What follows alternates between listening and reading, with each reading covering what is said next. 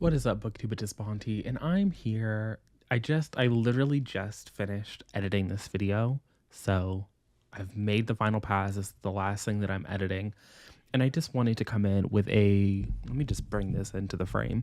I just wanted to come in with a brief spoiler warning. This is clearly a vlog for the entirety of the last hours, so I don't think that I spoil too much of what happens over the course of the last hours. I mean, I do talk about some significant plot points in Chain of Iron and Chain of Thorns in terms of the antagonist, our heroes' plans to some extent. I don't think I ruin the last hours by any means, but I do make several asides, several jokes to the rest of the Shadowhunters canon. And so if you have not read the Infernal Devices or the Mortal Instruments or the Dark Artifices, up in the cards, I think it's on the right, somewhere up there, you will find links to my Shadowhunter playlist where I talk about those things. Those are also a little bit spoilery, but at least you can pick and choose over there. You can, watch things that you've read. But I do refer to all of those things because it's information that I went into the series having. And so it seemed a little bit silly to not discuss them when so many of the plot points in this particular series seem to pull from them, gain inspiration from them, and I guess in some ways lay the foundation for other plot points in those series to occur. So this is not a spoiler-free review necessarily, certainly not a spoiler-free review of the Shadowhunter canon. I don't think any of you that clicked on this video do care if you're in my normal audience, but if this is the first video that you're seeing of me, then maybe you do care about being spoiled for things. And so just letting you know, not only will you find last hour's content here, but literally any other Shadowhunter book that Cassandra has penned, I'm going to talk about it because I felt that it was necessary for my discussion to take place. So hopefully you have a snack, you have some time, stay hydrated, and I'm going to let Past Monty take over and talk to you about the journey that I went on with Chain of Gold, Chain of Iron, and Chain of Thorns.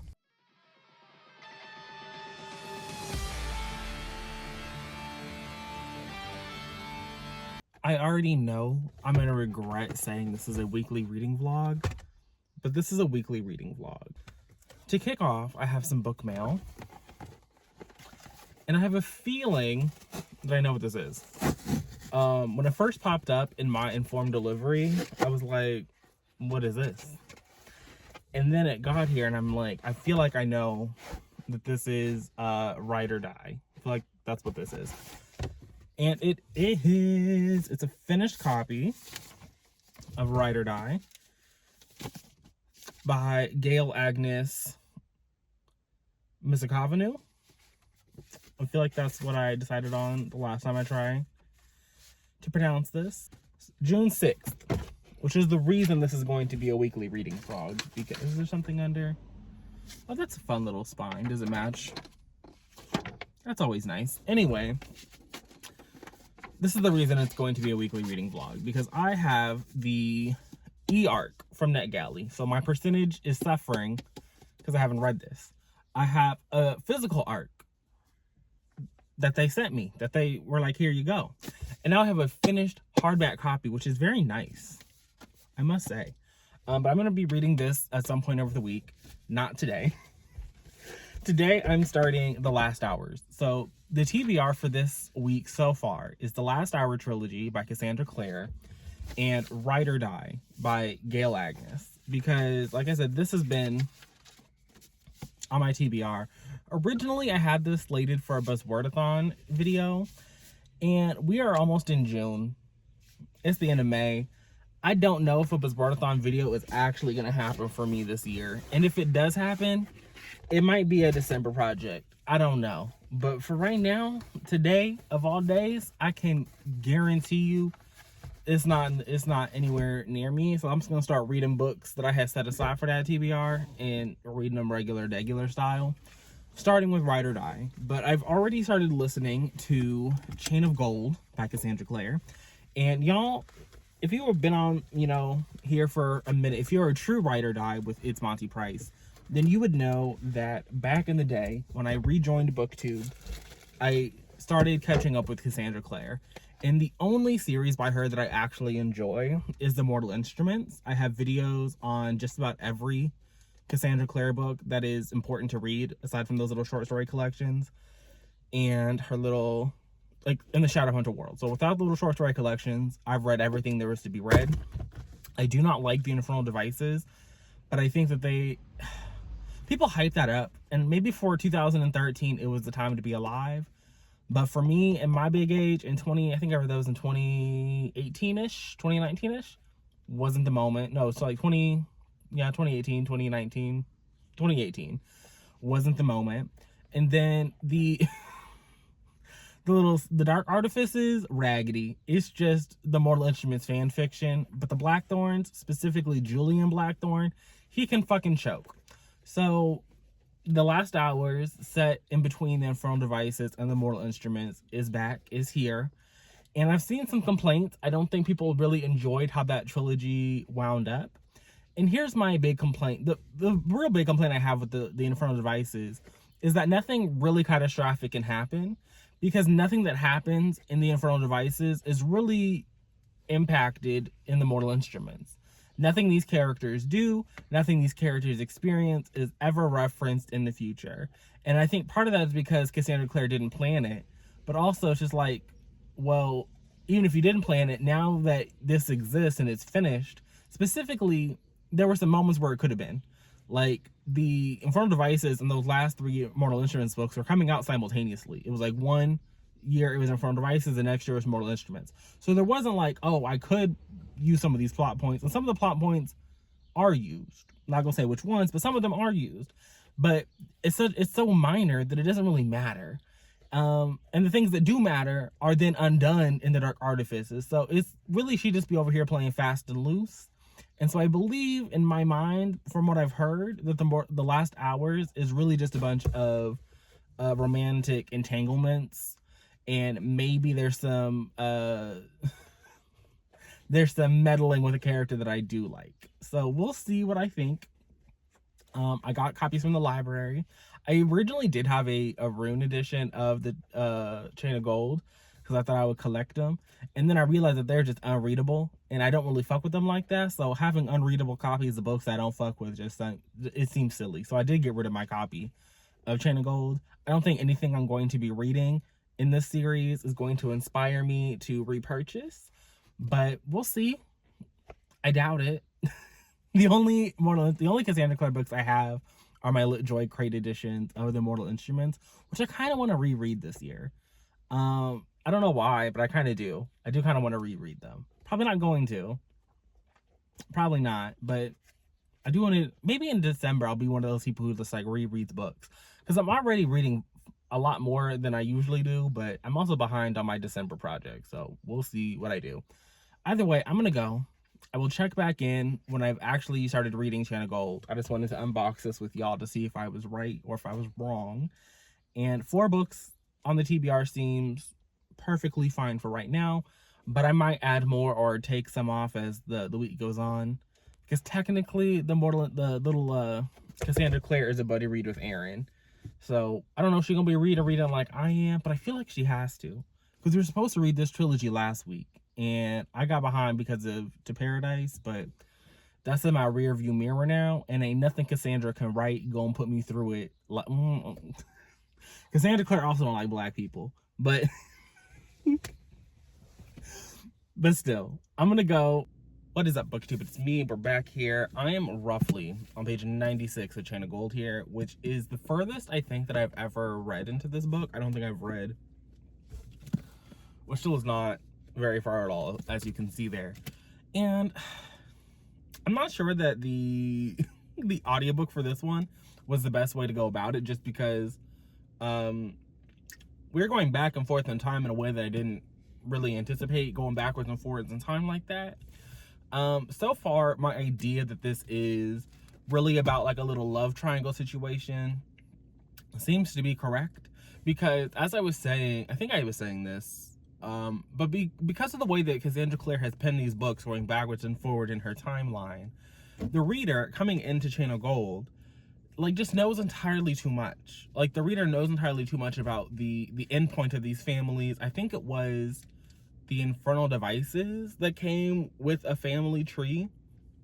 So it's like everything that you could want to know about these people, you kind of already know what's going to happen with these people. And nothing that these people, specifically these people, have ever done has ever been talked about late into the future. So I hate that for them. Hate that for them at all. Sorry, what can I say? What can I say? What else can I say? We're definitely following entirely too many people. Entirely too many people. And I think what really bothers me specifically about the historical Shadowhunter books is there seems to just be like a complete disconnect from what was happening in the past of her books, what's happening in the present of her books. Like, so many just regular mundanes have this sight that people are worried. Like, the girls are worried that, like, oh, one of the mundanes might have the sight, so we gotta do something. And yet, late into the future, you go read City of Bones, and they're just like gagged that Clary can see them. They're like, "You're not a shadow hunter. How could you see us? How could you?" It's just like, but in the past, people just have the sight, and you can see it. And now, not only do people have the sight, but we got to train the sight into these bitches. It's just, it feels a little bit foolish. Also, the Shadowhunter world is just entirely too small. I understand that she tried to open it up in the Dark Artifices. You know, she brought in Christina, but that was about it. I mean, I guess technically the Penhallows got brought in. Okay, congratulations. But the world itself just feels very small, and it's very weird seeing these people, like, having to court each other. Like, it's a love triangle, sure, but in the back of my mind, I'm like, I know y'all are cousins. I know y'all are cousins. I just know you guys are cousins. It's sad. It's sad. Favorite characters, the Fairchild. Y'all, I go 10 toes down for the Fairchildren. The Fairchildren, that's my house. Okay, House Fairchild over here. The Herondales, I would love to understand why Cassandra loves this family so much. The Herondales gotta be her favorite family, because they can all do something super special that ain't no one else can do. I mean, I guess now it makes sense because, you know, they got that demon blood. They got that demon blood. Although we all know that gets burned out of them in the future, so no more demon bloods for the Herondale. Anyway, so I hate that for the Herondale children. But Matthew Fairchild, that's my man. I don't know nothing about him because all these characters are very two-dimensional. All we've had so far is a little, they got to London. Everyone's in London now. Nobody's in Idris. Nobody's in Alicante. They're all in the lovely, you know, European city of Idris. I mean, London, wow. They're all in the lovely European city of London. So we're in the UK. The Carstairs are present and accounted for.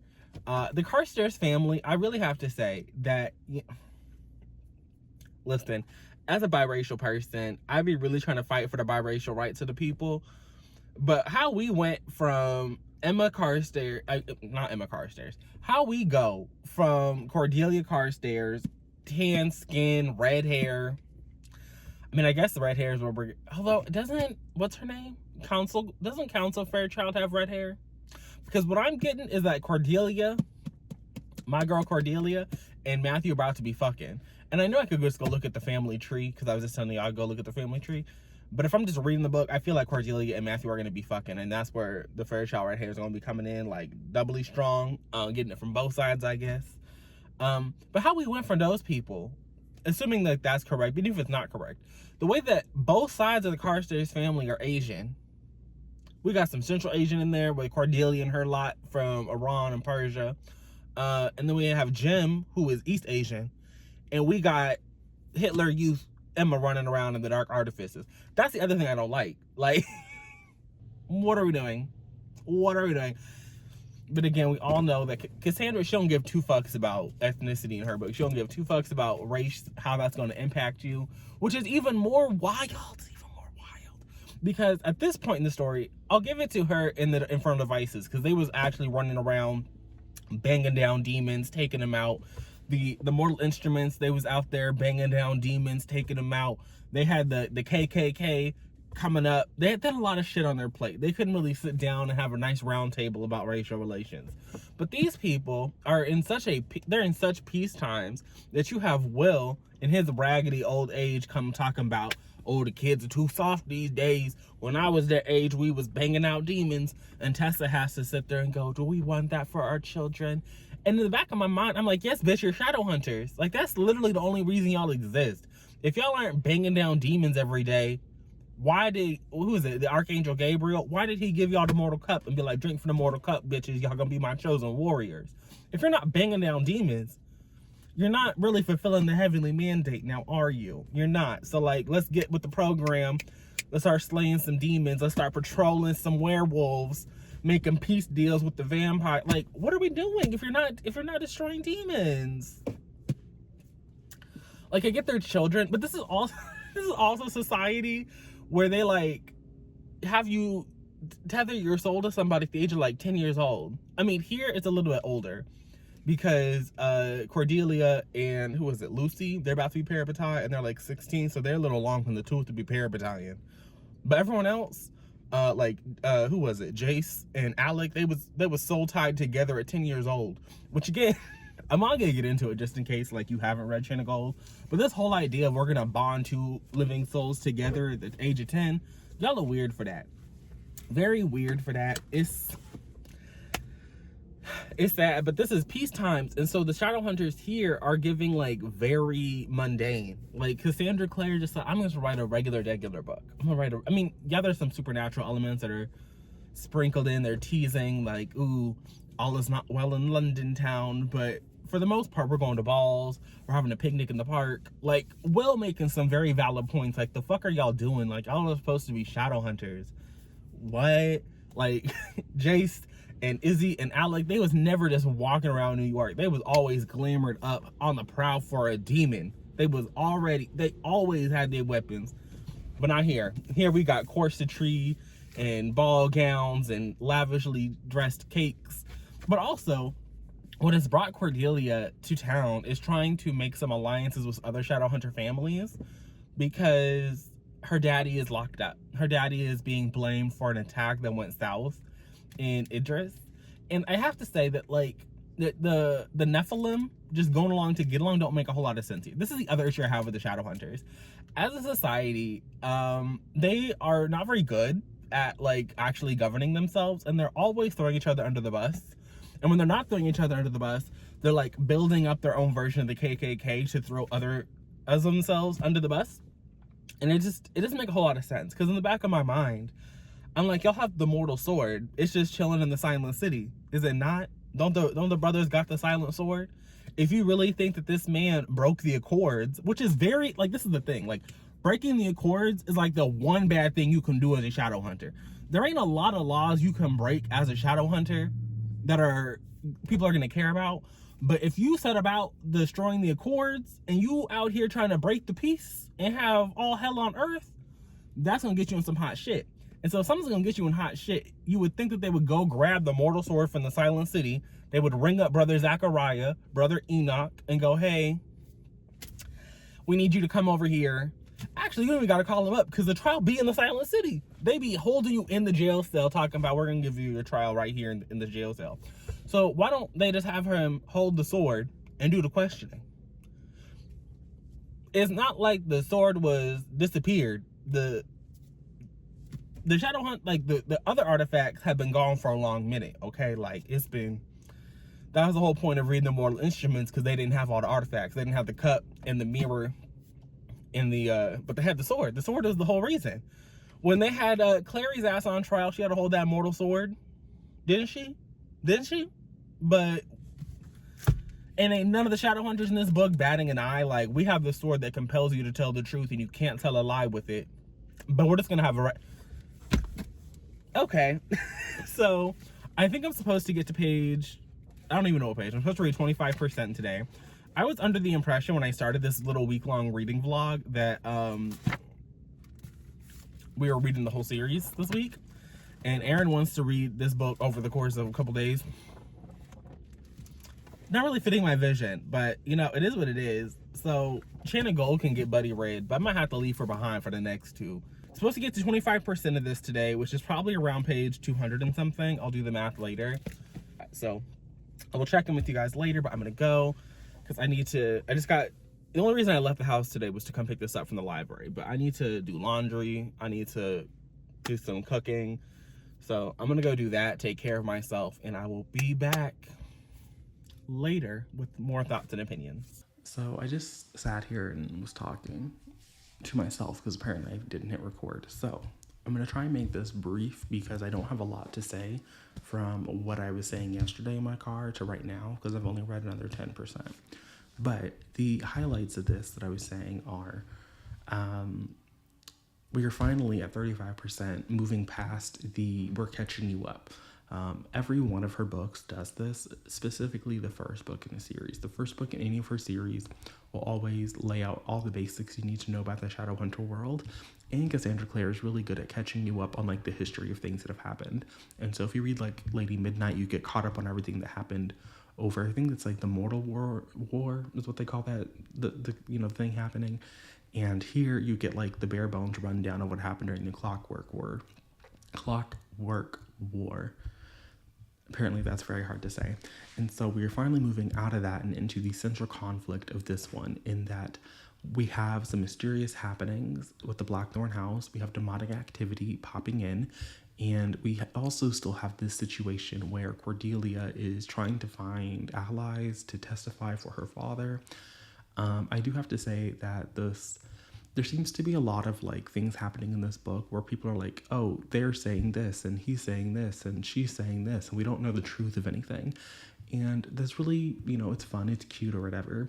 But some of the things in this could definitely just be resolved by calling up the Silent Brothers, who are already being paged anyway, and saying, hey, when you're coming to help us with this demon attack and like give us some potions and pills or whatever, just bring along the mortal sword, just grab it off the wall, bring it with you. We need some stuff. We have some stuff here. And there's also like that's just the Institute stuff. And then you have this whole situation with Cordelia's father, who's being accused of like breaking the accords, which again, as I was saying yesterday, it's like the only bad thing you can really do as a shadow hunter. Like there's really no wrongs you can do except break those accords. And so you would think that they would have immediately just brought out the mortal sword, and there wouldn't be this whole situation where we're going back and forth trying to figure out like, oh, are they telling the truth? Is this happening? Like we wouldn't even be holding him in a jail cell. Like he would have been brought to the Silent City and they would have brought out the sword and things would have just gone from there. And so whatever's happening with that storyline is obviously going to be some bullshit, and I just really don't care. And then as for the Blackthorns being weird, Tatiana and Grace, listen, I still have the fan art of Grace in my head, and so like it's gonna be real hard for me to like not care about her. I do want to amend my assumption yesterday. I really no longer think that Cordelia and Matthew Fairchild are going to get together, but I do believe that one of the Carstairs is going to be, I think that just based on what I'm reading and the fact that Grace has very little to do, I don't think her relationship with James is going to go anywhere. And so I think that James and Cordelia are going to actually get together like Cordelia wants. And then I'm going to have some more questions because, again, it's very weird that Emma, with the Carstairs blood running around here looking like she was looking. But that would mean that Jace also has Carstairs blood, some Persian blood, some Middle Eastern influence. I don't want to like spoil anything for the Mortal Instruments, but like based on what was happening with him, the situations that was in his mama. Interesting. But I still like Matthew. Also, this is the last thing I want to say. Next to the Dark Artifices, where the Blackthorns had like 8 kids deep, plus Emma, plus what is his name? Was it Rosaline? It wasn't Rosaline. It was like Christina Rosales, whose family got a nod in this book. And Kieran, like there is them. This has like the most characters that we're following, and part of that has to do with the fact that Cassandra Clare loves the cousin fucker, and so all of these children who are already related, now they're related. They wouldn't have been related in the last one, it's okay to like the Infernal Devices because they're not related yet. But by the time we get to this one, they're related, and some of these people are going to have to marry each other so we can get our Mortal Instruments characters. And there's just so many of them. And some of them just feel like they exist to pass on their genetic material. And then some of these people feel like they're important to the narrative. And so if this were any other book, I'd be waiting for some of them to die. But because I know they need to exist so we can have our characters that I personally care about in the Mortal Instruments, which are still the only good books that she's written, I'm just like, this is too many. Like, it's too many. And we're only just now getting to the part of the story where the shadow hunting is the focus. Because for the first 35, or at least, when you say 35, I would say the first 28% maybe, was really just a lot of, this is what you missed on the shadow hunters, and this is where these people's emotional situations lie. And I have to say that this series is probably, it's interesting to look at like where the shadow hunters are in this particular series, because everywhere else I feel like they're very divorced from the mundane world. Because in the Mortal Instruments, like Jace and Alec and Izzy are like very whatever, and it takes Clary coming in to be like, y'all are weird. Like, you have to think about, like, this is something that still blows my mind. Clary, like the shadow hunters did not have birth control until Clary showed up and gave them a birth control rune in the Dark Artifices. Like, that's how divorced from the mortal world they are, from the mundane people. But in this one, they're like going to picnics, they're having balls. Like, it's very, like, the mundanes and the shadow hunters are very together here. And in the rest of the series, like specifically in the ones that set post 2000, they seem to be just on completely different wavelengths, which is hard to wrap my brain around a little bit. And I'll probably check back in from my car later, but I just wanted to pop in and do an update since I was here. You're probably going to hear the sounds of nature because I do have my windows cracked before I run off to the store. But I am 66, 65-ish, maybe as low as 63% of the way through Chain of Gold. So we're finishing the book today. We're supposed to be at like 70, I think we're supposed to be at like 70, 75 yesterday. So we can finish it today because Erin read ahead.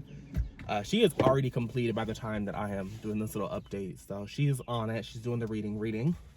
And we are starting, what is it, Chain of Iron? That's book 2. Chain of Iron we're starting tomorrow, which is still part of the weekly reading vlog. So you guys might get some insight there. You'll have to subscribe to the Patreon. Love that for y'all. But how do I want to talk about this book? Most of my complaints are the same. Like, there are so many characters, and these characters only exist because we need them to make the future characters. I know I've already said this, but the further I get into it, the more that feels like the case. Because so many of these people just, there isn't room in the narrative for them to be like full-figured, full-bodied individuals. They are distillations of a single characteristic, and it's not hitting. We are simultaneously getting more of a plot line. So at the beginning of the book, we had, Cordelia and her family arrive in London. And subsequently, there have been a series of mysterious demonic attacks. Now, we know that the demon that is attacking these people is like poisonous. And so it doesn't kill these shadow hunters instantly, but it is making them sick and it is infecting them. So if they scratch or bite another person, they're also going to pass along the sickness. And I think that what is really killing me is that in addition to these characters also existing for the sole purpose for their, future grandchildren, grandnephews to exist, in every iteration we've ever had of the Shadowhunter world, the Clave, the council, the ruling body is just incompetent. And like, as a person who pays attention a little bit to politics, like, I understand that like everybody is always looking at their elected representatives, the people, well, even in the Clave, they don't really feel like they're elected. They're just kind of like chosen. So like, they're looking at, like, people will look at the representatives as ineffective, not doing anything. But like, for the shadow hunters, for the actual Nephilim, they're actually not doing anything. But more importantly, the people in the institute also feel really fucking stupid. Okay, it's too many nature sounds. We got dogs barking. Let me roll up these windows. That's just not. You might still hear it, but hopefully it's a little muffled. I feel like the birds are a little annoying in the background, but it's a bird. The dog is doing too much. So here we have a situation. I told you about this demonic activity. The whole reason the shadow hunters exist is to fight demons. This is their whole purpose. It's their angelic mandate. If you're not going to fight demons, what the fuck are you doing? And so where I left off last night when I was going on my little nightly walk around the block or whatever, I got to this part where the institute was holding a meeting with the adult shadow hunters, which is like 20 people, because even though they're this worldwide organization, they can never seem to really fill up a body of instituting. Like, the New York Institute for years was like literally 6 people. Doesn't make any fucking sense. The LA Institute for years was like 12 people, and not even 12 people. It was like 10 people. These books are weird. Anyway, the London Shadowhunter adults came together, and it's like, again, 20 people in all of fucking London, and they come together. The other thing is, like, they talk about Cordelia needs to marry someone so she can have money, even though there's really no reason for the Shadowhunters to need money because they don't really interact with them. Anyway, I guess at this point in the Shadowhunter history, they're interacting with the mundanes a lot. But as we go on, I know that they don't interact with the mundanes like that. So there's really no need for them to have money. And so marrying for money is a situation that doesn't make any fucking sense. Like, I mean, I guess if you go to fucking Idris, you might need money. But anyway, it doesn't matter. None of these books are set in fucking Idris, so who cares? Although City of Glass does take place a little bit in Idris, so I guess I'll give him that one. Anyway, going back to the point. The Shadowhunters are in this little institute meeting about this demonic activity, and they're looking at each other like, well, what is the Clave gonna do? And it's like, bitch, you're a fully ruined Shadowhunter. Go grab a fucking Seraph blade and start patrol. Like, what the fuck are you? You're a grown-ass woman. And then and this is the thing that really kills me, is that, like, you have so obviously Will is still willing because he's a fucking Herondale, and ain't nothing get Cassie more excited than a fucking Herondale. So he's at least trying to do his job as a shadow hunter. And the light was they're trying to do their job as a shadow hunter. And so they're like, well, you know, my daughter is dead. My niece is dead, but I'm going to be out there patrolling. What the fuck are you going to do, Cornelius? I don't think this person's name was Cornelius, but they're like, what the fuck are you going to do? Are you going to sit there and complain? No, we're shadow, like, this is what we do. But, like, the idea that any of the shadow hunters would be like, actually, I don't want to do my job. It's like literally their only job.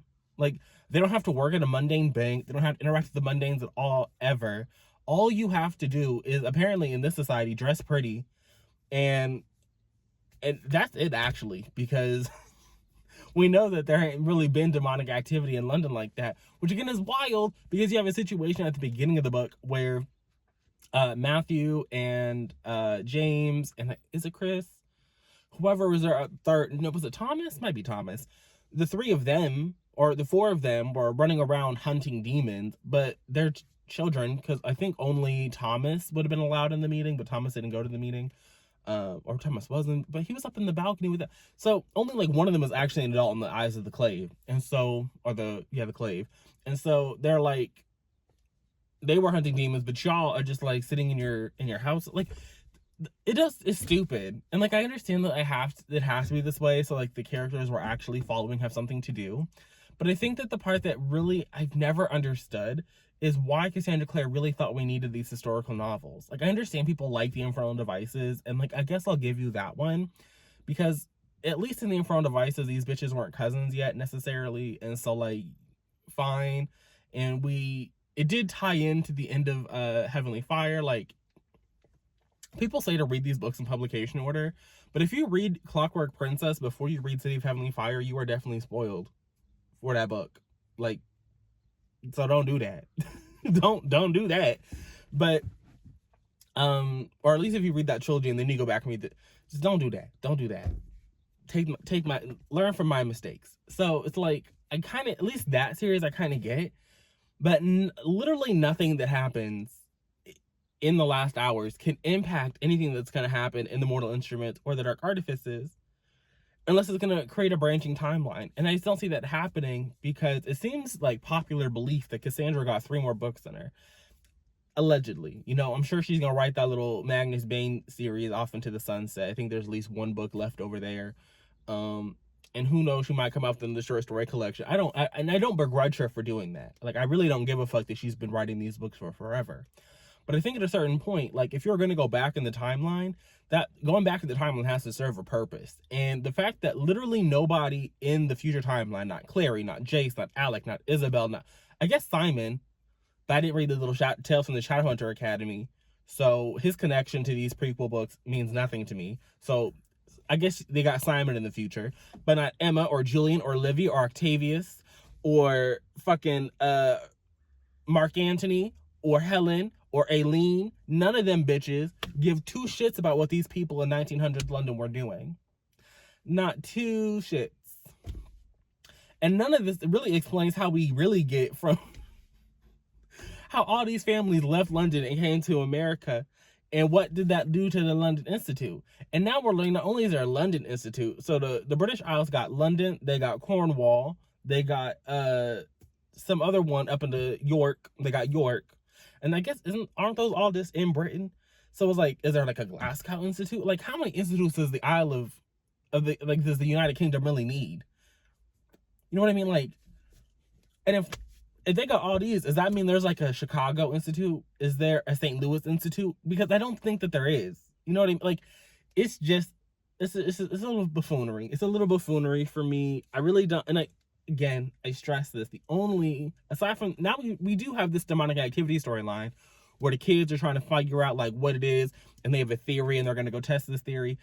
Feels very silly for, you know, going after a demon that has a poison that y'all can't cure. Feels very silly to me. Feels like, oh yeah, we're gonna chase them down, we're gonna get him, we're gonna get the bad guy. And it's like, okay, but what if he bites you and now you're in a coma, or you fuck it up? Because this is a demon that if you don't, like, you can't just kill the demons. If you kill the demon, it's like it sprouts off again, so you have to like trap the demon.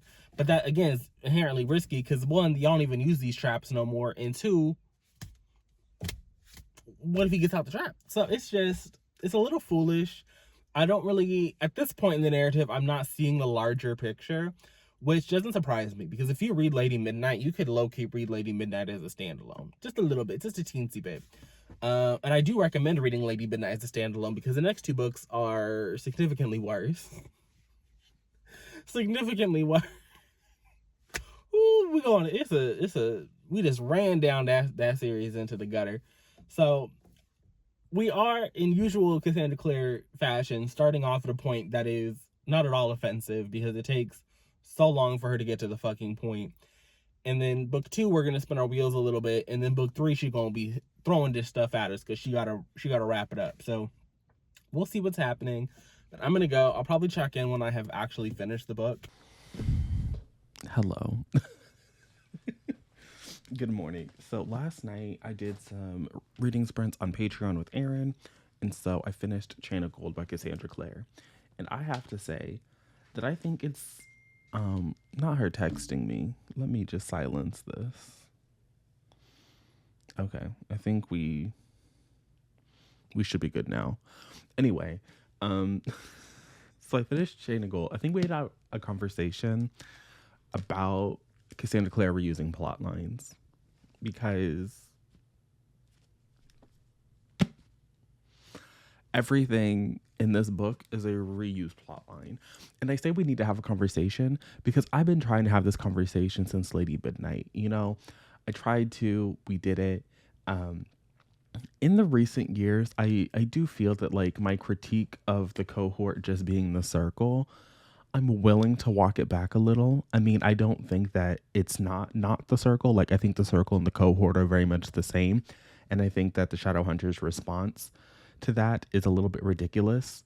But, you know, I'm willing to accept the argument that, you know, a hate organization such as the circle could pop up again. I think the only real issue I have with that is that, like, the circle and the cohort don't seem to be made up of the same people. Because we know that the Lightwoods were in the circle and the Lightwoods are not in the cohort. And so I feel like it's very, you know what I mean? Like, I feel like if you were in the KKK, then you might also be in the Proud Boys, that kind of a thing, you know? And so that's That's still there, but everything else is happening in that book is a reused plot line. And here, I feel like James and Lucy having this demon granddaddy, which I guess we know about from the Infernal Devices, it still feels a little bit foolish. And then the demon granddaddy trying to like possess him. Is that not what was happening with Sebastian? Is that not what was happening over in those books? I don't. They're up on top, so you can't see them. They're above my Sarah J. Maas shelf. But was that not the whole point of Sebastian? Was that he was like infused with a bunch of demon blood, and so he was gonna like rule Edom, and they had to like go to Edom to stop him in City of Heavenly Fire, and like that was like a they had to call upon the angel Raziel.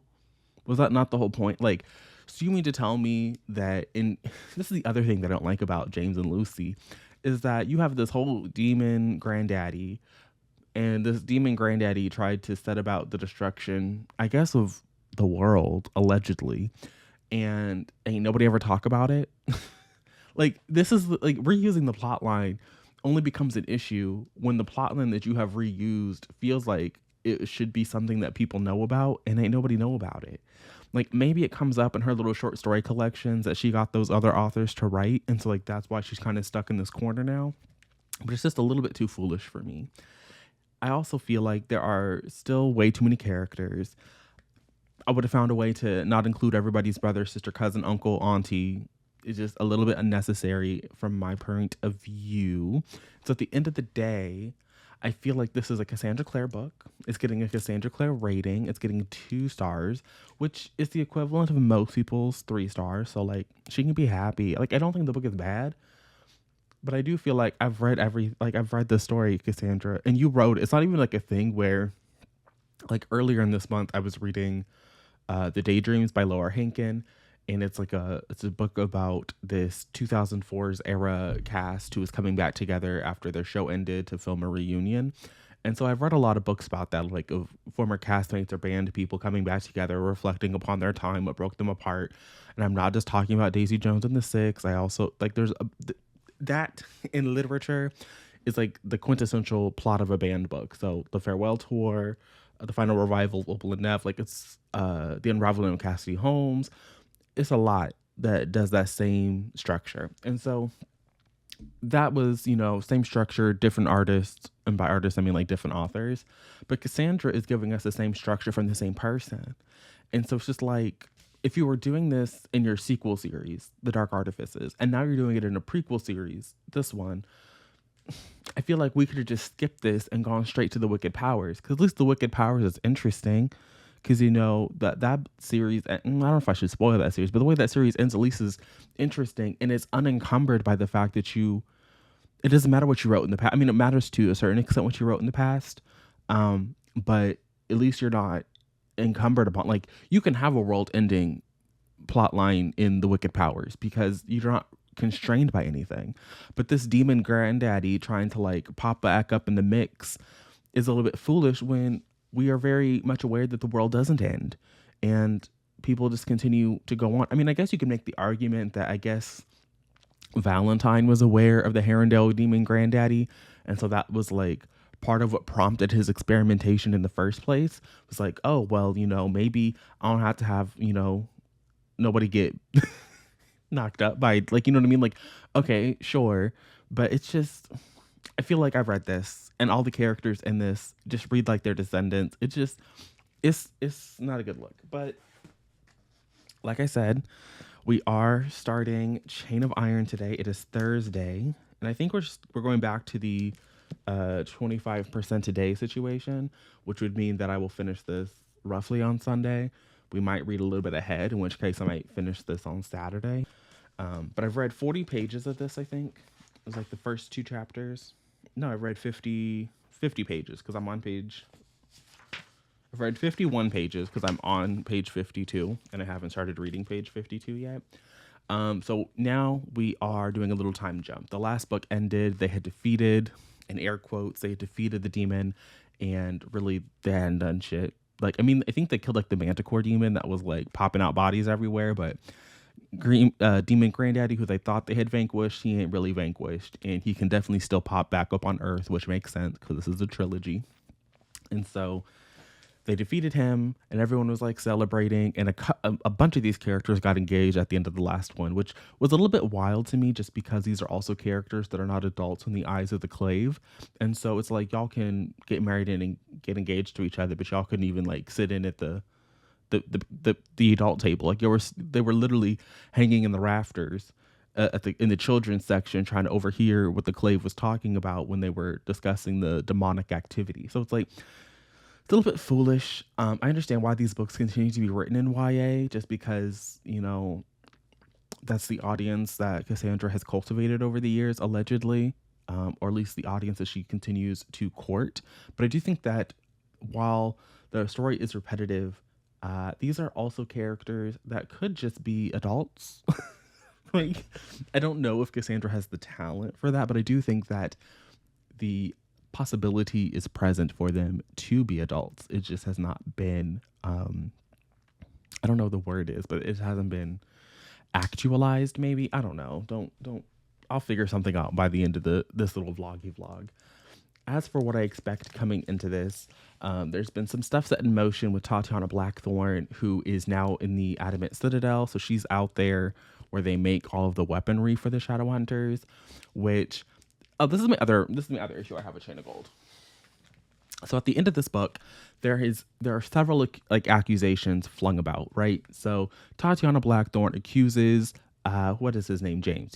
She accuses James Herondale of like trying to summon demons and doing all this demonic activity that she had evidence for in her house, but James conveniently burned down her house. And raggedy bitch Cordelia, who, much like Tessa, ain't got really much of a personality. Actually, Cordelia and Emma have the same personality, where their entire personality is, I want to hold Cartana. So love her. She got her little Microsoft assistant. And so they're flinging these accusations at the end of this book, and it's just like, listen, if I'm the Inquisitor, if I'm the council, if I'm the person in charge of the Institute, and one of these people comes up to me and says, your son, your nephew, was at my house and he burned it down because he had been playing with dark magic, I feel like that would be a time to bust out the mortal sword. And then if somebody else wanted to pop up like, oh, he couldn't have been at your house burning it down, which he did burn down the fucking house. And then Cordelia wants to jump up and go, actually, he was in my room last night, so he couldn't have been there. I'm just busting out the mortal sword. Like, this book has entirely too much he said, she said for shit that we could just pull out the sword for. And I think that maybe not Cordelia's, piping in saying, oh, we was banging in the guest room in the conservatory or whatever. Maybe that doesn't require the mortal sword. But if one of my members is accusing somebody else of dabbling in dark magic and then burning the evidence so that they can't be prosecuted for that crime, I'm busting out the mortal sword for that. It's so silly to me in this series, because we see Clary has to hold the mortal sword. I'm pretty sure they have Jace holding the mortal sword at some point in the Mortal Instruments. Like, using the mortal sword is not really, it's not like you die. Like, it's not like, oh, you tell a lie, you die. It's literally just, you can't tell a lie. You have to tell the truth. And so for a series where, it's not even like it's hard, like, in Miss Turfling series where you have to like brew a special potion under the cover of darkness and it takes 39 years. It's not like a situation like that. You literally just call up the Silent Brothers, who are already in and out of the Silent Institute far more in this book than just about anywhere else. But I guess that's because Jim is still alive and Will is still alive. Also, Will, I'm not getting into it. Probably get into it in like the last book of the series, the stupid Herondale Carstairs relationship. But I will say that Will Herondale was a little bit too excited that his son was about to be clapping cheeks with the Carstairs. It's just weird. That was weird behavior. But in this series, where it's just like you literally have to grab this artifact, and these people who own the artifact and guard the artifact are in and out of your institute every day. They could just bring it. They already had to transport all these people back from the Silent City that were sick because they're no longer sick anymore. All these fallen Shadowhunters and shit to this meeting, so they could have just grabbed the mortal sword off the wall as they went over, through the portal, and just been like, yeah, here we go. Let's do this. Let's see who's telling the truth, Miss Blackthorne. But instead, she got shipped off to the Adamant Citadel, and some shit's gonna happen there. in this book, I'm assuming, because now we've had a 4-month time jump. And so it's the night before Cordelia and James are set to be wed. And I still don't really ship them. I do not support a James Herondale, Cordelia Carstairs relationship. Um, all I want to say is that I deeply, deeply do not like how the parabatai bond was used in the Infernal Devices, partly because I think that Tessa is a boring, bland character and she had no chemistry with Will. And I think that the only reason that Tessa and Will are together in that book is because of the parabatai bond and the fact that people are led to believe that it would drive you into insanity and you would just go on a murderous rampage or whatever if you were to marry your parabatai. And so Tessa exists as this like heterosexual nonsense character. And to see James, like Will in the last book, and I'm assuming he's going to be like weeping in this one, that his son is going to get to marry a Carstairs, it feels very weird. And I understand that there are people who are like best friends with people and they're really happy when their kids start dating. You see it on Twitter all the time, like people talking about, oh, or in books or whatever, like people's best friends, like their children getting married, isn't like necessarily weird on its face. But I think it's weird on its face when you wrote that relationship between those two people to be like, we would be clapping cheeks, but you know, society. And so I guess our kids are going to get married now. It's like living through your kids in a way that I think is very weird. And so I cannot endorse a James Herondale, Cordelia Carstairs situationship. And I feel like it is a situationship. It does not feel like a love match. They don't feel like it's a love match. And I'm hoping that I know characters aren't going to die, but if this were any other series, I'd want some characters to die because some of these people I just don't care about. Like, and the people I do care about ain't getting no screen time. And maybe that's just because I'm a Fairchild supremacist. Me and a Fairchild, we go together like this. I love me a Fairchild. Charlotte Brandwell, you know, heir of the Fairchild people. She was great in the last one. Matthew is good. Matthew is really giving knockoff Jace though, but you know, I'll take it where I can get it because he's a Fairchild. It's just I don't care about these people. I am interested to see Tatiana's plan though, because at least she has something. And it's not even her plan. She's being used and manipulated, but at least she's doing something. So I'm excited to see what she's doing. I'm hoping that at some point in this book, the Clave will grow brain cell, even though if history is to teach me anything, the Clave, like I've said, I think I said this yesterday in the car, the Clave has never had a brain cell. And so waiting for them to grow one is probably an exercise in futility, but that's where I am. And I'm gonna wrap it up here because I need to go. I need to go. I am currently cooking and I don't want to burn anything. So thanks for being here with this update. I will check back in later when I have more thoughts and opinions. Good morning, people of the internet. How's everybody doing? Welcome back. I feel like we started this video with my hair looking a mess and my hair is back looking a mess, but you know, I just could not bring myself to film a little update last night. In fact, I've been able to film myself in a minute. This was supposed to be a weekly reading vlog, and I was very proud of myself because I had done a lot of reading. I had finished things. And by a lot of reading, I really just mean that I had finished Chain of Iron and Chain of Gold and the new Christopher Paolini book, which I'm cutting. So I didn't film any kind of like mid-book updates for this because I'm buddy reading this with Aaron, and we were supposed to be reading roughly 25% a day. And then I didn't read for 2 days, and it was like the third day. This is what happened. So the first day I only read like 50 pages, and I read that 50 pages before I was even supposed to like read. I was thinking, oh, I'm gonna get ahead, and then I just didn't read. And so then it was like the last day that I was supposed to be reading this book, and so I sat down and I read pretty much all of it that day, and I had read like 50 pages of it on the day we were supposed to finish the book. And so there were a couple of opportunities for me to come in and like film a little updating moment, and I just never did. And honestly, I'm partially okay with that because despite the length of this book, there really isn't a whole lot that happens in it because it's really, I don't think these are good books. I don't think The Last Hours is worth like anybody's time. So my big complaint with Cassandra Clare is really my, personal, you know, whatever she's doing in her free time aside, my major issue with the Shadowhunter books is I feel like a lot of her ideas she had in that original 6 books. You can see on the far left over there, we have the Millennium books, and then Babel. So the blackness in between there is the Shadowhunter books. And I think that the issue that those have is that she really gave everybody all her ideas in that book. And so, what's happening in Chain of Iron, to me, as someone who has read the Shadowhunter world, does not feel unique.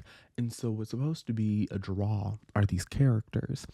And I'm going to be very honest, the only character that I care about in Chain of Iron in this era is Matthew Fairchild. Is it because he's a Fairchild? Absolutely. Do I have some degree of like affection for Charles? I think it's Charles who's the other Fairchild. A little bit. But Charles is not really a big presence in these, so I like him because he's a Fairchild, but like I'm not super invested in him. And so my issue here is that I don't think that whatever is happening here is really all that unique because I've seen all of these storylines play out. The only unique storyline in this situation that I think we really have is whatever Lucy is doing. Lucy's doing some unique things, but even her and who was it? I think it's one of the Blackthorns in Queen of Air and Darkness doing the same thing. They literally the same storyline. I mean, I guess it's not exactly the same because that character is not motivated for the same reasons, but what they're attempting to get out of it is very much the same thing as the other person. And so sure it's unique, but at the same time it's really not giving. So the Chain of Iron is ostensibly a murder mystery. It's ostensibly, hey, we're going to kill a lot of people and a lot of people are going to die and you're going to have to figure out who did it. The problem is there already is a murder mystery Shadowhunter book. I mean, you could argue that I think the Mortal Instruments has some like City of Bones. I think there's like a component of it, but not entirely. What the murder mystery Shadowhunter book is definitively Lady Midnight. We're following Emma and Julian, and deaths are happening all around Los Angeles. It's very suspect what is happening here. They're going to investigate. That's literally the whole plot of the book. And when I read it, it was wild because I was also reading House of Earth and Blood, which is Sarah J. Maas's murder mystery book. And I've always said that Lady Midnight is House of Earth and Blood done better.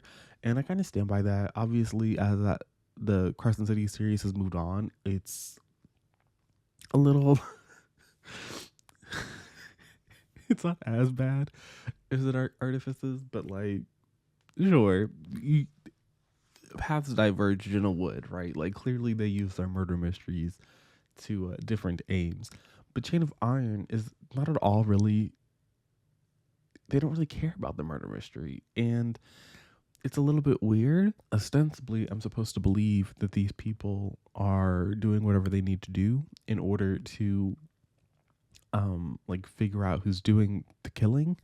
But none of the characters, all 39 million that we have following, are really doing much about that. Like that's really where the book loses you. And so for a lot of the book, it's still swamped in the various love concoctions they have going on. Like we have 4 characters in a love square. So we have Grace, who is manipulating James, and James believes he's in love with Grace, but James is married to Cordelia now because now we're 4 months after Chain of Gold. But Cordelia is in love with James, but Matthew is in love with Cordelia, and so it's boring. And then for the characters that we aren't invested in, we have whole sections of the book dedicated to Ariadne's point of view, who is this woman that used to date Anna Lightwood and was attacked in the last book and is recovered now and is trying to win Anna Lightwood back, but like Anna Lightwood really could not get. I mean, I'm sure that Ariadne and Anna are getting up. They're going to end up together just because Anna has no other viable love interest, and even if she did have a viable love interest, it wouldn't matter. It wouldn't matter. But then we have a whole situation going on with Alistair, who has his own little love triangle, wherein he and I think it's Charles. I think he and Charles used to be a thing, but now Alistair and Thomas are getting close. But Charles has also just been attacked. It's just doing like you can't have a square and a triangle. We can't have a whole house formation and both of them circling around a car stairs. I don't believe it. Maybe I'm just a Carstairs hater. Like, I don't really think that Jim is all that great. At least as Jim. As as brother Zachariah, he can stick around. But as Jim Carstairs, don't give two fucks about him. I don't care about Alistair or Cordelia. Like I said, I'm only invested in Matthew. Although they'd be calling this boy Math, and maybe that's what they was doing in ye olde. I can't say ye olde. It was like literally 1900 something, but still, ye olde, England. Maybe that's what y'all are doing, and maybe people today over there across the pond. If you live across the pond, and you have a mate named Matthew. Did you call him Math? Because I feel like that's insulting. Um, anyway, so we're not invested in trying to figure out who is this, what's happening, who's murdering all these shadow hunters. The shadow hunters continue to be very weird to me. I think it's very weird to depict your super special, super secret, angelic chosen people as just like not really like wanting to fight demons. Like there's a whole section of the book where they're told that they're going to be, no, the quarantine was the last book, but there's another scene in this one where they're like having to go on patrols because shadow hunters are being murdered. And they're just kind of like, I don't want to go on patrol. Like, I don't want to do that. And I'm just like, that's literally your one function. Like, I think it's because I started with the where you're supposed to start in the fucking Mortal Instruments, where these people who were actually children were going on patrol and doing their job. And even there, like, it's kind of weird that where your parents, like, why are they leaving their children in New York City while they just lounge around Idris? Because we know that there is no demonic attacks in Idris. So like I understand like having the safe haven country or whatever, like putting a little super special shadow hunter school there, and raising children at the school there, so like they're not really being attacked by demons. But at a certain point, when you live in the real world, demons can attack you, and I think it's very weird that nobody in all of the UK is trying to go out and they don't even know it's demons in this one. Like people, shadow hunters is being murdered. I mean, the assumption obviously would be that it's demons, but at the same time, it's not really something that demons usually do. Demons don't usually coordinate in such a fashion to just kill shadow hunters on their own. But again, if these were shadow hunters who knew what the fuck they were doing, I think that some of these people wouldn't have died. Like I understand at the end of the book we kind of understand like who did it, but I think that a lot of these shadow hunters died, partially because y'all just don't do anything. One of them was a drunkard, so I guess like that person just never stood a chance. But on the most part, I think that these people were dying because they just never took their job seriously to begin with. And I understand that in the first book it was revealed that demon attacks in the city of London specifically were down overall as some sort of like measure to get the shadow hunters underprepared. But I don't really think that demonic attacks stopping would have stopped Jace or Alec or Izzy from being prepared. Like I don't buy that. You know what I mean? Like there's a certain degree of like this is literally your only job, and then somehow in this book they're all just like waltzing around and like mingling with mundanes all the time. That just doesn't feel like a Shadowhunter book, and it's very weird that this is what we're doing in this one, but this is what we're doing, and so they're not really invested in the murder mystery that's happening. Like, why are these Shadowhunters being murdered? And we spend so many like so many pages dedicated to James and Cordelia's fake marriage and them trying to get to know one another because James has been infatuated with Grace for so long that like he was kind of blind to everybody else, and so now he's out in the world and he's making friends with these people and he's trying to be close to them, and it's just it doesn't work. Like it just doesn't. I don't. It was too much. It was too much because I don't really feel like these are fantasy romances in the traditional sense. I think that there has always been a strong, sometimes uncomfortable romantic storyline in all of the Shadowhunter books, and they're definitely a through line in each of the series. There's usually like one central will they won't they couple, and they're orbited by these other couples and their other issues. But I think that the Shadowhunter books has always had like another plot happening and a reason for some of the things that are happening. And here it just felt like we were setting things up for future books. So like there's a whole storyline with Malcolm Fade in this one. Malcolm and Lucy are working together for her ends, and it feels like we're casting anchors into the future more than it feels like this is the story that I needed to know. You know what I mean? Like, because I wasn't reading the Dark Artifices going, wow, I wonder why we're doing this now or how we got to this point. Like, things happened in that series that you're just kind of like, okay, I guess we're doing this now. But at the same time, it's never like, oh, I wonder if someone else had done this. It's weird. And I also think that Chain of Iron suffers in the fact, like, not only is it just to um inferior to Lady Midnight, but it's also inferior. You know how bad you have to be inferior to City of Lost Souls and City of Fallen Angels? Those are probably the two worst Mortal Instruments books in the run. I think that those two books single-handedly bring down the series. Like, also, Chain of Iron just explicitly tells everybody that, yeah, these people are all cousins. They're all cousin fuckers. And they want to be like, oh, it's your ninth cousin. Not anymore. Maybe it used to be, but all your descendants are like fucking your second and third cousin. Like you're it's weird. Maybe genetically you're fine. I'm not a geneticist. I can't speak to it from a geneticist point of view. But also the Shadowhunters, they're very insular. So even though it was like your ninth cousin, this isn't like your ninth cousin in like the real world who like maybe you've never met. Like these are people you've all met. Like this is weird. Anyway, I stand by my there's like a handful of ships that are successful and lacking in incestuous connections. But it's also, like I was saying, it's also inferior to the City of Lost Souls, City of Fallen Angels arc. That might be the other way around. Yeah, Fallen Angels comes first. And it's not that I just think that certain characters that make an appearance, I'm just kind of like, why were you here? Like when Lilith came to the scene and wanted to start talking down on, is it Bilal? Whatever, Demon Grandpa, and was making fun of him. In the back of my mind, I couldn't help but think, but bitch, you're about to do the same thing with the same family. Like, I guess Bilal was possessing a blackthorn, but it was kind of like, but Lilith, I know you.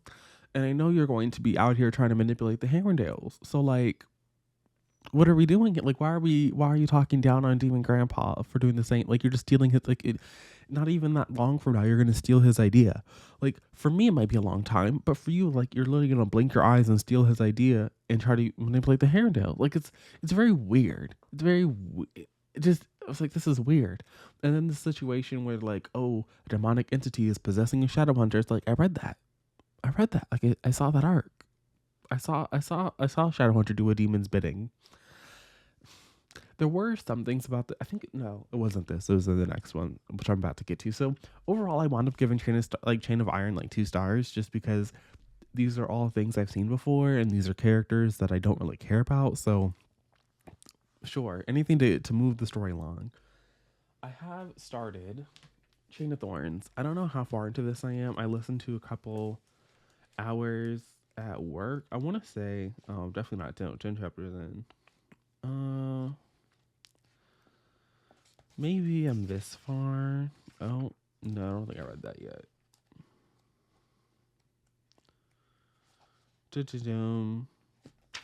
Oh, I think I'm on this chapter. So I'm going to say I read around 58 pages of Chain of Thorns.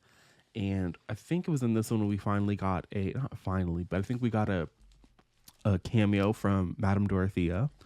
And if it wasn't in this one, then it was definitely here because I was reading it recently. But I'm pretty sure I read the Madame Dorothea section when I was at work, which means that it was Chain of Thorns. And, that's cute. I like her, I will say that the only thing that this series has me doing is really wanting to go back and read the Mortal Instruments, which I can't do. I'd really just want to go back and reread the Mortal Instruments, having read this, because, like, if I'm going to read the storyline, I might as well go read the books that I like, that I know I like the characters that I like.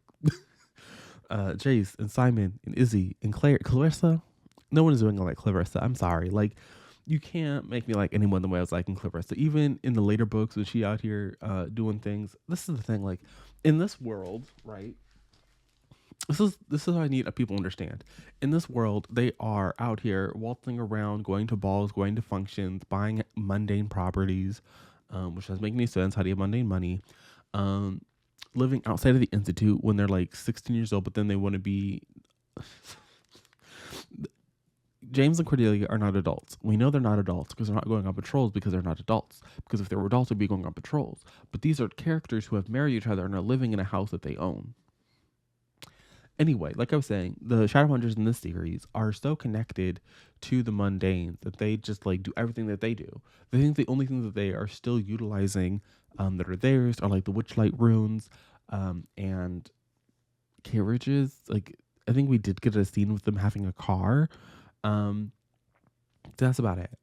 When you move forward into the future and you're in the Mortal Instruments timeline, these are people who don't know what Instagram is. I mean, obviously, like 2007 in this time, so like Instagram wasn't invented, but later on in the series, you know, like Emma, you think Emma's on Instagram? Because I don't. I don't think Emma's on Instagram. This is a society that does not have, like birth control. There's no kind of contraception for the Shadowhunters until Clarissa comes along with a birth control rune, which okay. I mean, I think it's a little silly, but at the same time, like, go off, Clarissa. So, like, it's very weird to me that y'all started off the century very much, you know, going to the mundane balls, but at the end of the century, y'all couldn't even bother to take their birth control. You know what I mean? Like, they had birth control in 1999. We started off the century with y'all going to the same parties and functions, but somewhere along there was a break, and we're not seeing that break. I feel like that could even be an interesting part of the story, but whatever. So my plan for today is to finish Chain of Thorns because, like I said, I've already failed at this being a weekly reading vlog. This video is supposed to go up today on a Monday. So I think the next best thing I can do is finish this book in its chunky glory. I mean, it is a Cassandra Clare book, so it's not too hard to finish. Oh, this is just embarrassing. Okay, well, that's probably a spoiler. Let's go to... It appears that this book also has illustrations. But at least these ones look... Okay, it had 8 illustrations. Okay, this feels less spoilery. But this book has actual nice full-page illustrations. Whereas The Last Hours has some of the most embarrassing... It has one up front. I just want to know who at Simon, when they was putting this thing in the book, and all of our major characters have little portraits like this, which are useless, and you can't see. There's no detail. It's a profile for everybody. It's all hideous. So I'm happy to know that I guess the production budget for this one was bigger, and we got some full page black and white illustrations. But I'm gonna go.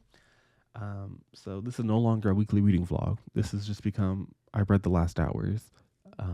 So like I said, the goal is to finish this today.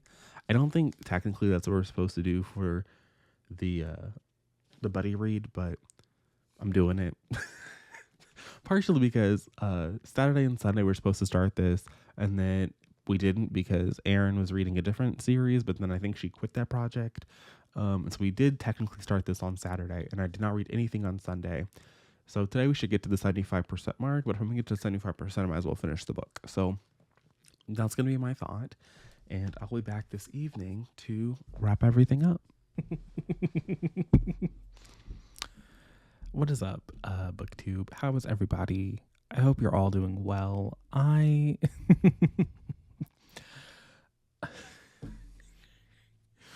clearly not, but what I have done is I have managed to finish the Last Hours trilogy by Cassandra Clare.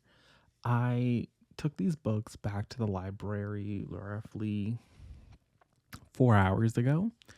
I finished Chain of Thorns today being Tuesday the 30th. So like the day before you're watching this, if I'm doing everything correctly. I've already told you guys that I nixed this from being like a weekly reading vlog to just being focused on Miss Cassandra. And I'm refilming this little outro final clip moment partially because my phone overheated when I was at the library. And so I don't really care to look at that footage where I was a hot, sweaty mess. But also, how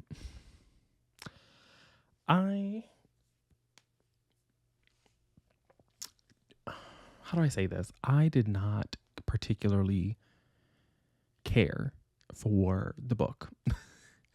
I gave Chain of Gold 2 stars. I gave Chain of Iron 2 stars. And I have to give this last book a 1 star. It just was not good. in a general sense, and it wasn't good as a Shadowhunter book. In fact, very little of this I found needed to be a trilogy. And that's true for a lot of Cassandra's books. Usually the second book is a little bit weaker, but here I found how do I say this without being repetitive? Because I've already told you guys that I don't think Cassandra Clare really has a lot of new ideas. And I really have to double down on that when this book we go back to Edom.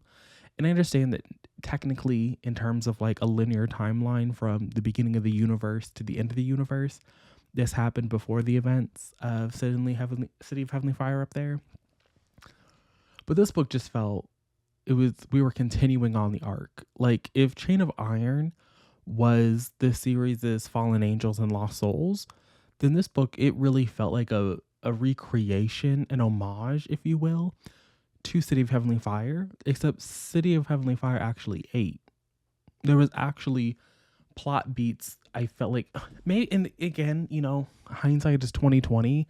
It's been a minute since I read those books, but I feel like there was, and I have no love for Lost Souls and Fallen Angels. Like those are some true dark spots of that series. But still, things are happening, and I understand that things are happening in this book necessarily. Like I do understand that each of the times that we're focusing on these characters and their love lives, that technically these are playing into larger moments in the universe. It's not just like, oh, we just have like a random date scene. It just doesn't feel like they're connected to the plot. It doesn't really feel like these characters are all that involved in finding a solution to the problem that they are finding themselves in. Except for Grace. Like Grace and Jesse clearly are out here doing things to further their own ambition, to move the plot forward, to do things.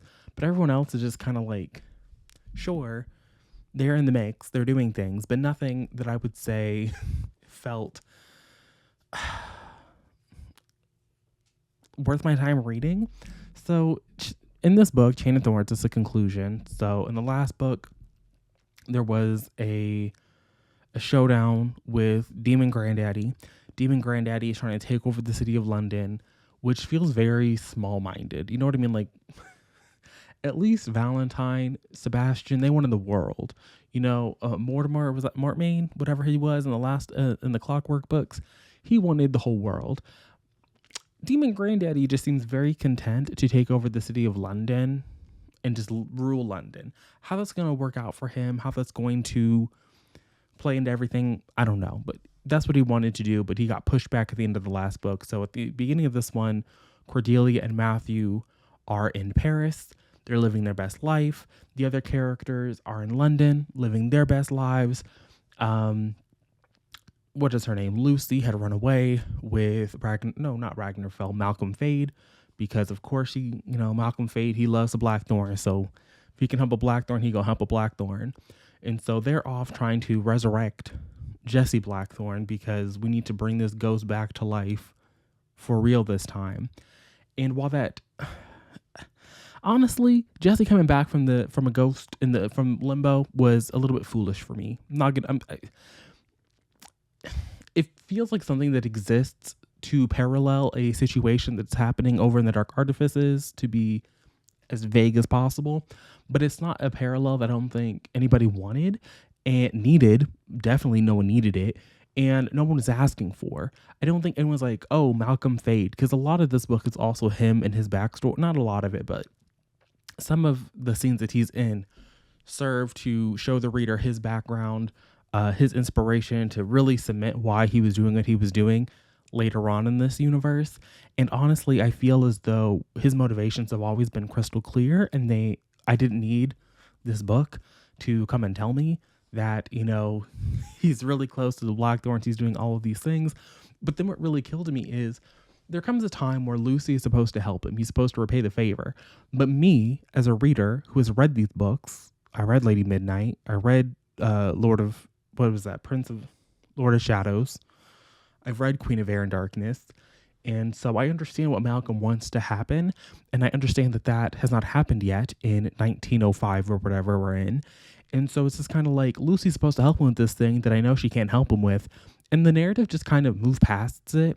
It like there's a lot of excuses in this book. Like there's an excuse for the what is it, the family tree that was included in the first run of Clockwork Princess, because now there's suddenly a character who made that family tree, and that character, she's just making up shit, and so now I can just kill people on that family tree and like maybe smudge some things.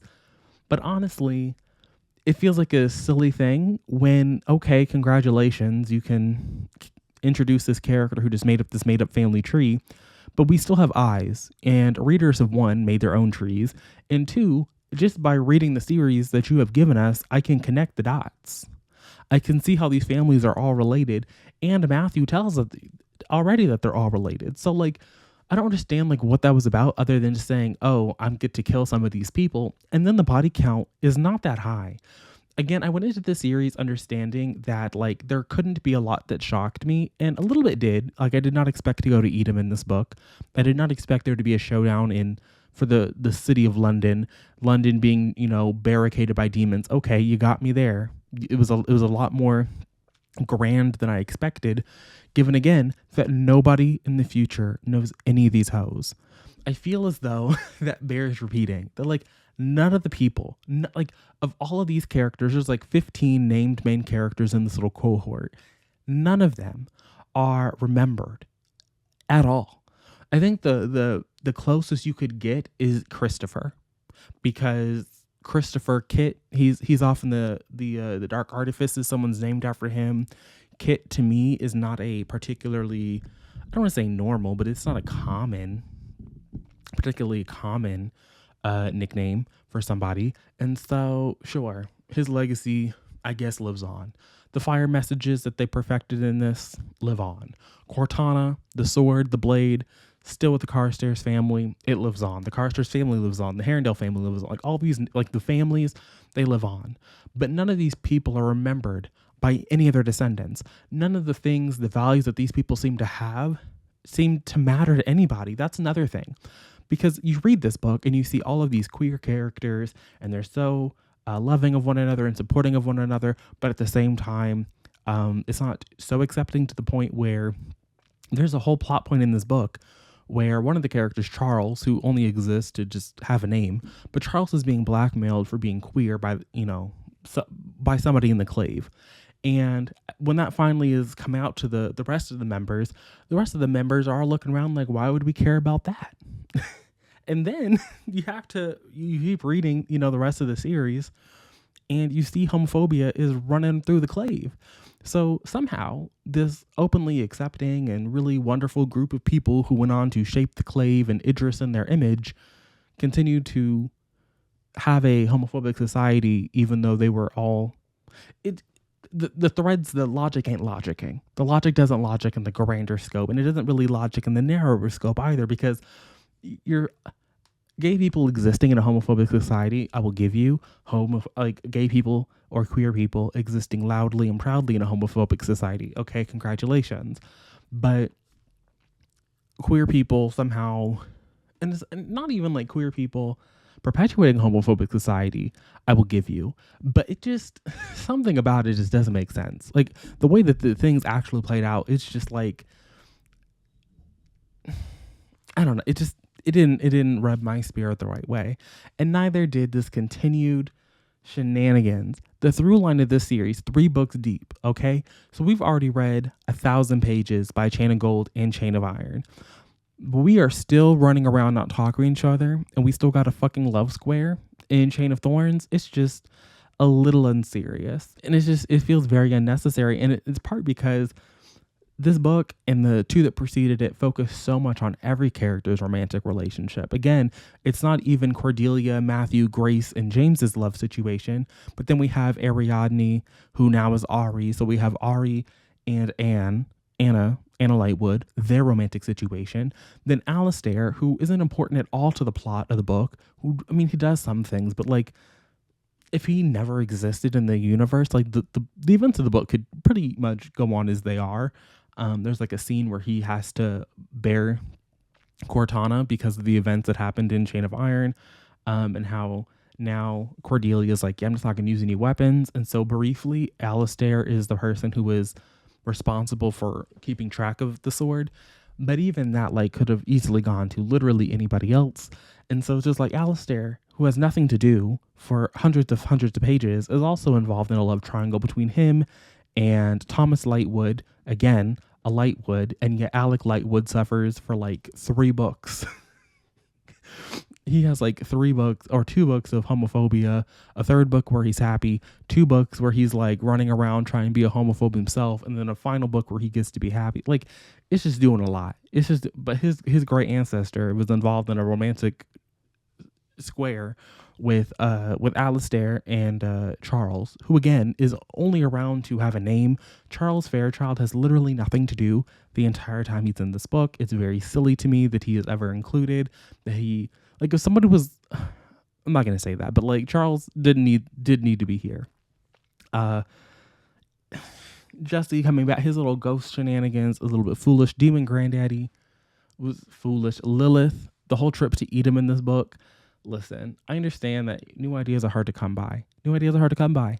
And there are elements, here that I think that have been recycled that I'm interested in seeing done again. Like, okay, congratulations.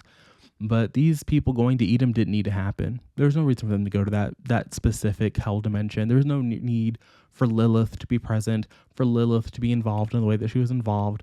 When if I keep reading and I keep reading, I'm going to see her doing some of the very things that she was laughing at other characters for doing. Like, she was ruthlessly tearing other characters apart, making fun of them. And it's just like, okay, but literally in, I don't know, 95 years, you're going to be doing the same shit. Like, in 95 years, you're going to have some similar idea that technically happened first, but now is happening second.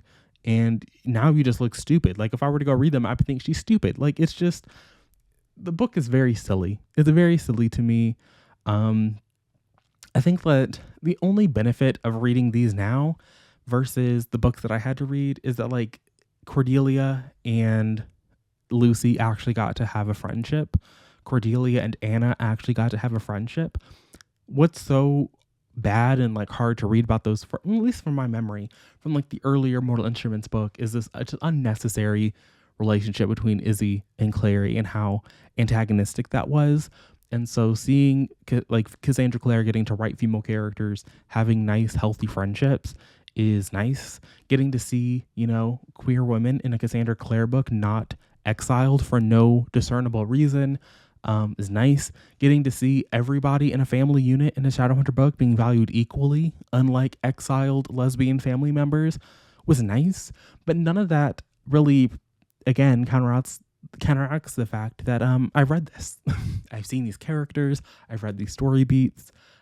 Sure, I read them in, Clockwork Prince, and I read them in Lost Souls, and in Fallen Angels, and in Lady Midnight. Like, it took me a minute, I had to read 3 different series to see all the pieces. But I don't think anything in the last hours was wholly original. And the characters, as many as there are, and as gay as they might be, none of them are worth reading about for hundreds of pages, thousands of pages at a time, and then sneaking in like the actual plot element at the end. Like, hundreds of pages of this romance that doesn't really matter, vague allusions to them working on something, and then like the most lackluster showdown at the end. It's just not good. Like, the books are not memorable. I don't think that anybody a year from now, like if anybody in my audience right now who was going to pick up Chain of Gold and then read it and then leave, if you come back to me in a year, I really don't know if you are going to remember anything. I don't think when it's time for me to come back at the end of the year and talk about mediocre reads and worst reads of the year, am I going to remember anything that happened in Chain of Thorns other than the fact that it was 778 pages and I felt each page and the little poetry at the top of the chapter didn't help. So none of the characters are great. The motivations are boring. The actual plot really could have been a duology. Could have been. Like, there are elements here I understand like why, but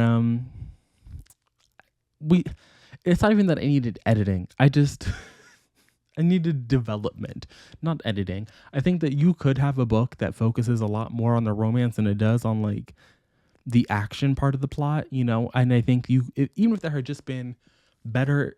Even in Chain of Iron, I feel like they were implementing the relationship beats into them working toward that climax better than they did here. So overall, there's not really there's not really a group of people that I can see myself recommending this book to, this series to, and that's fine. I do think that if you're going to read these books, I have to beg that you do not start in the Victorian era over there, or I think it's the Victorian era in the Clockwork and the Infernal Devices series. I have to beg that you do not start there. I have to beg that this is not your second series with Cassandra Clare. I think that as foolish as it might be, I do think that it is better to start at the very beginning to read all 6 of the Mortal Instruments books and then to read the Dark Artifices, because again, as bad as they might be, and then go back to and read from the past. I think starting with Chain of Gold, you can start anywhere you want. You know, Cassandra will give you all the information. No matter where you start, you will be spoiled for something. But I do think that starting here in the last hours, by far the worst place to start, because I do think that part of the novelty of appreciating these characters is being really attached to Tessa and Will, and I just wasn't. And then I think that it was actually really fucked up that Gideon and Gabriel and Sophie had very little to do here, even though they were kind of integral to the way that the Infernal Devices played out. Like, I understand that everyone loves Tessa and Jim and Will, and Tessa and Jim and Will had a lot to do here, but Sophie and Clary, not Clary, but Sophie and Gideon and Gabriel and whoever the other twin was married to, they all had a lot to do. And I feel like the entire Lightwood parents were sidelined this entire trilogy, which is very weird in my opinion. But that's all I have to say. Did not an experience that I look forward to repeating, but at this point I'm all caught up on Cassandra, so she ain't got nothing else for me to read, and I'm going to enjoy the fact that, you know, there's not a Shadowhunter book out there that I have to suffer through for the foreseeable future. I know she has an adult book coming out at the end of the year, so I don't think we're getting the Wicked Powers until like 2025. So love that for me, love that for y'all, but I'm gonna go. Thanks for watching. I'll see you guys again soon in another video, but until then and until next time, bye.